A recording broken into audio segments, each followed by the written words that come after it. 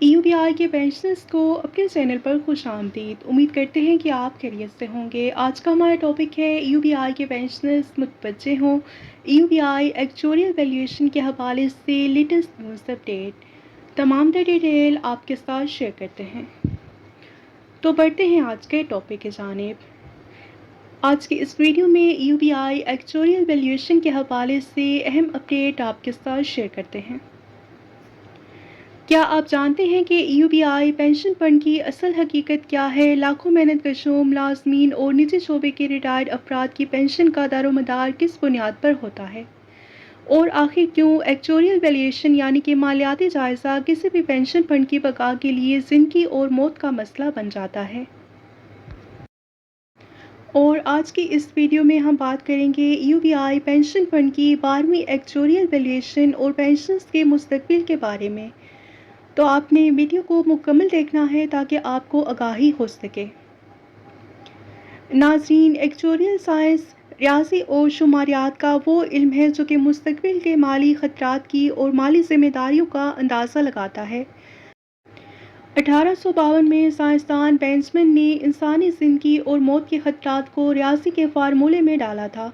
आज दुनिया भर के पेंशन फंड्स इसी साइंस की बुनियाद पर चलाए जाते हैं। पाकिस्तान में एम्प्लॉयज़ ओल्ड बेनिफिट इंस्टीट्यूशन यानी कि EUBI 1976 के एक्ट के तहत कायम किया गया। इसका मकसद निजी शोबे के जो सनदी और तिजारती इदारों में काम करने वाले मुलाजमीन को रिटायरमेंट के बाद मासूरी की सूरत में या उनकी वफ़ात के बाद उनके लवाहिकीन को पेंशन और दीगर माली तहफ़्फ़ुज़ फराहम करना है।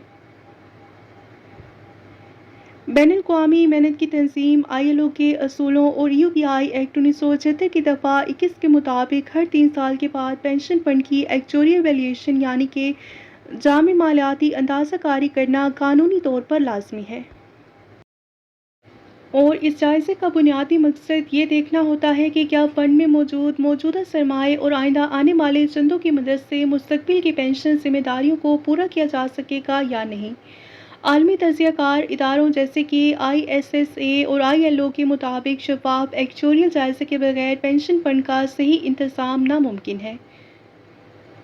अब बात करते हैं कि मौजूदा सूरत हाल की। हफ्रोज़ा यंग टैलेंट कराची की रिपोर्ट के मुताबिक EUBI का क़याम 1976 में अमल में आया था, लेकिन अब तक इसकी सिर्फ 11वीं बार ही एक्चुअरियल वैल्यूएशन की जा सकी है।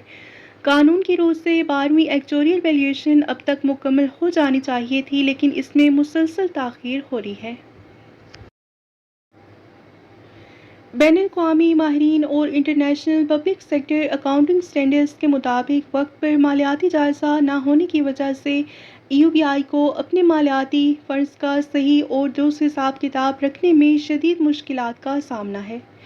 अगर यही सूरत हाल बरकरार रही तो ख़दशा है कि आइंदा आने वाले सालों में EUBI के ज़खायर ख़त्म होने की तरफ बढ़ सकते हैं।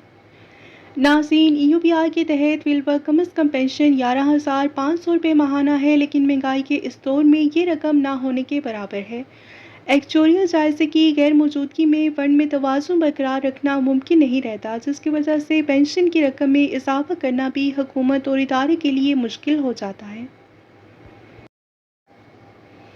और अगर EUBI एक्ट की दफ़ा 21 के तहत बाकायदगी से 12वीं एक्चुअरियल वैल्यूएशन ना की गई और इस्लाहात ना लाई गई तो 2031 से 2035 के दरमियान फ़ंड्स में शदीद खसारा पैदा हो सकता है, जिसका बराह रास्त असर लाखों गरीब रिटायर्ड मुलाजमीन और बेवाओं और उनके यतीम बच्चों की पेंशन पर पड़ेगा।